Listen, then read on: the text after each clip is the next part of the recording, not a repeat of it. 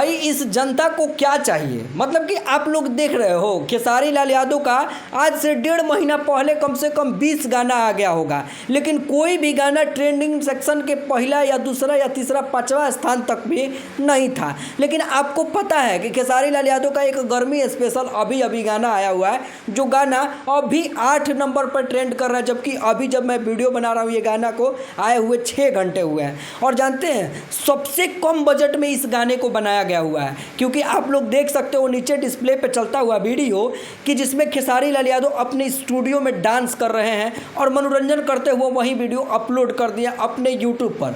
और ये Khesari music world से ही ये गाना आया हुआ है और ये गाना ट्रेंडिंग सेक्शन के 8वें नंबर पे चल रहा है। लगभग कल तक इस गाने को हमको लगता है 1 नंबर तक खेसारी फैंस पहुंचाइए देंगे। खैर आप लोग इस बारे में क्या कहना चाहते हो आपके। लेकिन 1 मिनट, ये जादू कैसे चल गया भाई? 1.5 महीने से तो कोई भी गाना ट्रेंड नहीं चल रहा था, लेकिन अब ये गाना ट्रेंडिंग सेक्शन के 8वां नंबर पे आते आते चल रहा है। अब लगभग 1 नंबर तक पहुँचिए जाएगा। क्या ये पवन सिंह का जादू है क्या? सॉरी। यार आप लोगों को क्या कहना नीचे अपने